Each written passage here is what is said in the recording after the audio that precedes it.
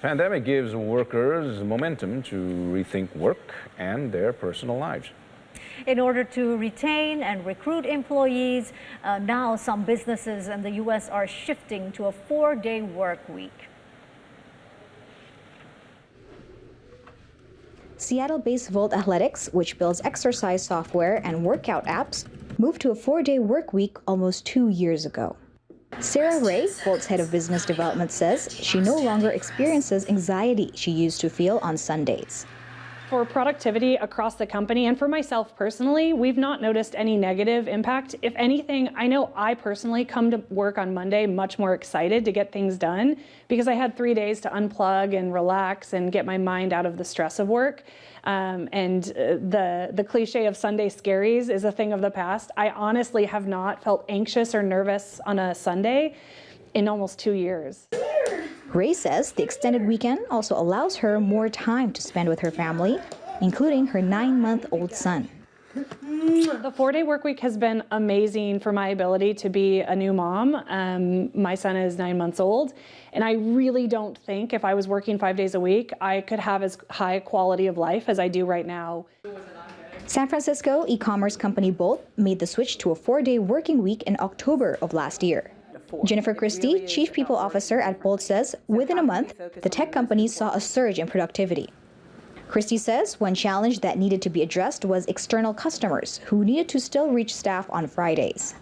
So now the company gives some employees the day off on Mondays, while others are off on Fridays. Two things that we were focused on was productivity and addressing burnout with our employees, which are common issues across the globe. To help encourage businesses to make the switch, a California congressman has proposed a new labor law that would require overtime pay to kick in after 32 hours a week. Democrat Representative Mark Takano's legislation wouldn't ban 40-hour work weeks altogether, but it would require employers to pay their workers overtime once they have worked 32 hours.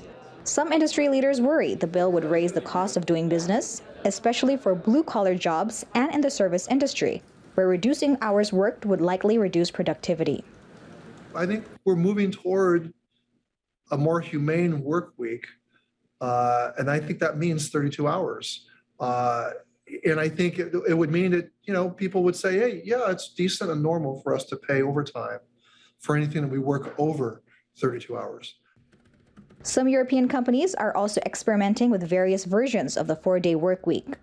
Last year, Spain announced a 3-year pilot project using 50 million euros from the European Union's Coronavirus Recovery Fund to compensate around 300 mid-sized companies, which are adapting to a 32-hour working week. 90 volunteers are participating into first clinical test of Indonesia's made Merah Putih vaccine in Surabaya. All these volunteers have passed some screening process by researchers from Erlangga University. Indonesia's coordinating minister for human development and culture, Muhadjir Effendi, with Health Minister Budi Gunadi Sadikin are among the officials who witnessed the process. Muhadjir says the government fully supports Merah Putih vaccine developed by Erlangga University, and this vaccine is listed as President Joko Widodo's super priority program. The first clinical test involves at least 90 volunteers, and later will require 450 volunteers to undergo the second clinical test. At least 3 various groups of volunteers will receive their first vaccine shot, but with different doses. And after 28 days, volunteers will receive their second dose shot. Researcher team is optimistic that today's clinical test will be a success so that the third test will be done in March or April.